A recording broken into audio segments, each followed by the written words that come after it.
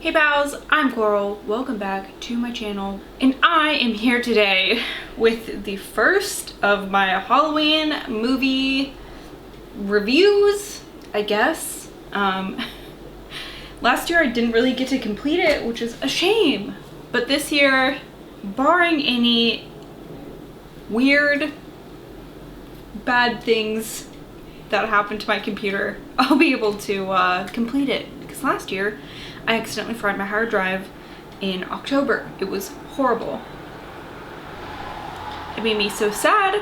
I lost all of my sim saves because I'm horrible at backing stuff like that up. RIP. Anyways, I watched 5 movies in the first 5 days of October. I'm just gonna start with the first one I watched, and that is Dead Alive, which is also called Brain Dead, and this was directed by Peter Jackson, and it always really makes me kind of gleeful when I think about that, because he directed the Lord of the Rings movies, which is like totally different tone. This was released in 1992, the year of my birth. It's my first time watching it. I was so delighted by this. It is the story of a man. He is a grown man. He lives with his mother, who is a little bit overbearing. She's kind of a peach, and she gets even peachier when he starts seeing a young lady in the village that they live in. And one day, him and this young lady go to the zoo, and his mother is following them unbeknownst to the young couple, and she is bitten by this rat thing, and she basically turns into kind of like a zombie-like creature. And that's where the story takes off, I guess. It was such a fun movie. It was very gory, but in that like absurd way. Like, it was really goopy and very obviously fake. You know, they weren't trying to make any of this look like real injuries or anything like that. It was very over the top, and it was just really fun to watch. I really liked pretty much every second of it. October 2nd, I watched Cujo, which is an adaptation of the Stephen King book Cujo. It's been quite a while since I read that. I think I've read it twice. The last time I read it, I think, was like my junior year of high school, so it's been quite a while. So I don't really recall if it doesn't feel now, looking back on it, like there are very many differences in the plot between the book and the adaptation, the movie adaptation, but I could be wrong because, like I said, it's been a long time since I read it. But this is a movie about a young family.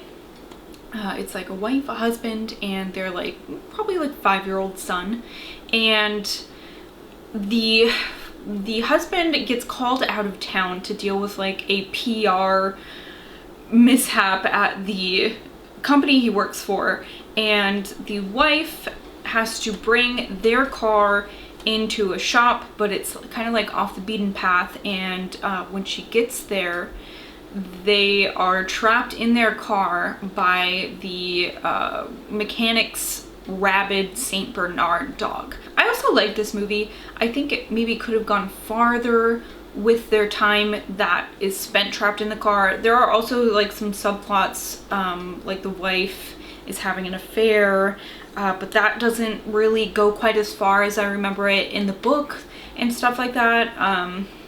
So I like this. I think it's probably a little bit better than average, but it's like a movie I watch and I'm like, okay, I like this, but I'm probably not gonna rewatch it over and over again. I know that I have seen the movie before, but like it's been probably like 10 years. So it's a good movie, but not my favorite. Okay, and on the 3rd, I watched In the Tall Grass, which is another adaptation of Stephen King's work. Stephen King and his son Joe Hill's work. I haven't read the short story that this comes from, so I also just cannot compare those two things, kind of like Cujo. But this movie was such a trip. This starts out and it's a brother and a sister, and they are on their way. They're driving to San Diego from, I don't remember where. I don't know if they tell us, but they're driving past this like huge field of grass, and the grass is very tall. It actually almost looks like a cornfield with, you know, the length of the grass. If you go in there, you're not going to be able to see above anything. So they're there, they stop for a second because the sister is pregnant and she feels sick. So they stop the truck for a second, and they hear somebody, a little boy, calling from the field of grass, and he's saying, help me, help me. And they decide that they're going to help him, and they get trapped in the grass. And I haven't read any I haven't read like the synopsis for this. Do movies have synopsises? I don't know. Is that what you call it? I haven't read it, so I don't want to give anything away, because this movie really is a trip, and I think that the less you know about it, the more you might like it. I did see on Letterboxd that it doesn't have a very good score, but I ended up really liking this a lot. It was nothing like I expected. It was very weird. I don't know if any of you have seen the movie Triangle. That came out in, I think, 2009. But it reminded me a lot of that. It was very weird. I really liked it, and I don't know why so many other people didn't like it.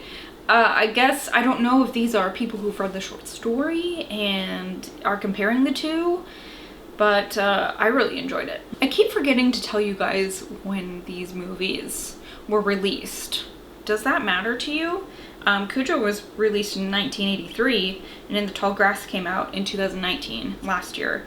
And the next movie I'd like to tell you about also came out in 2019, and that's called 1BR. I'm assuming that stands for like one bedroom, like the abbreviation for one bedroom. And this movie is another one that I saw just didn't have great ratings, but I ended up really enjoying watching it. This one is about a young woman named Sarah, and she's had some family issues, and she kind of like flees the place where her family is and moves to LA, like so many of us. I didn't quite make it to LA, but I'm pretty close. But she is having a really hard time settling down. She's having a hard time finding a job. She's having a hard time finding somewhere to live. But she comes across this little apartment complex, and she's there touring it and stuff like that. And it's like everyone is so nice, and they seem like they're all friends with each other, and they're just like really about being a community and helping each other out. And she really likes the vibes of that, so she's really excited when her application gets accepted and she gets to move into one of the apartments. But things quickly start to get kind of weird. She's having a hard time living in this place. There are like weird noises at night, and she asks the other tenants, and they're like, I don't know what that's all about. And she quickly finds out that maybe this opportunity was too good to be true. I love stories like that. So that's where I'll leave you with that summary. But I ended up really enjoying this.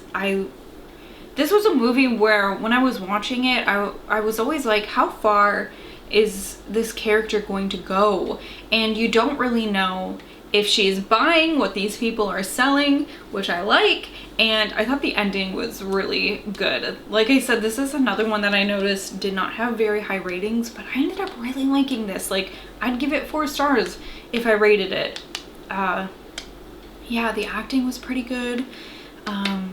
Yeah, I liked it. I don't know why more people didn't like it. Okay, and lastly, what I watched on October 5th was Lake Placid, which came out in 1999. Man, this movie is just another one that's very over the top. This is about a small town in Maine. There is a lake called Lake Placid, and there is a giant alligator in it. And I don't know, that's really all I can tell you about it. Like, they obviously, like, somebody from like a natural history museum comes down. There's like the Department of Natural Resources, I believe, something like that. I don't know if that's exactly what they're called. I'm having a hard time here all of a sudden.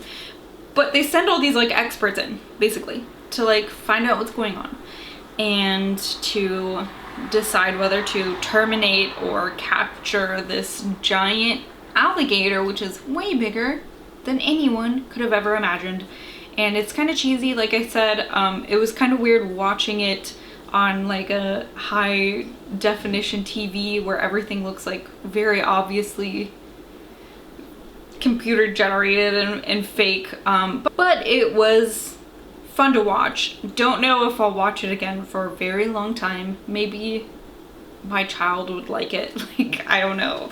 It has Betty White in it. It actually had a couple like pretty interesting actors. It had Betty White, Mariska Hargitay was in it, Bridget Fonda, Oliver Platt, who I love, Bill Pullman, Brendan Gleeson. There was just a whole bunch of really well-known actors. That's always kind of funny to me because being somebody who watches a lot of horror movies, like a lot of us do, there's like obviously the very high budget ones.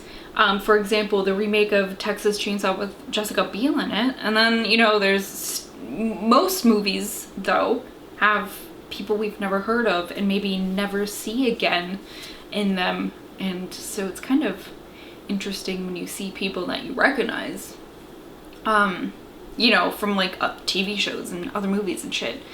But I guess that's it for this video. I will be back in a couple days with the next 5 movies that I will be watching. If you're curious, I have a list on my Twitter. If you don't do Twitter, let's see. My next 5 movies are Scream, the original, Bones, Get Out, Crimson Peak, and Good Boy, which is one of the Hulu In the Dark movies.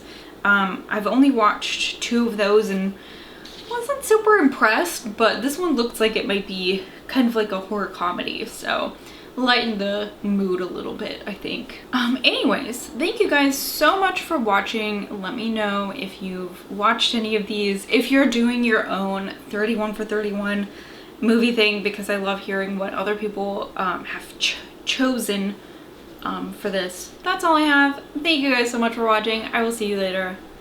Goodbye.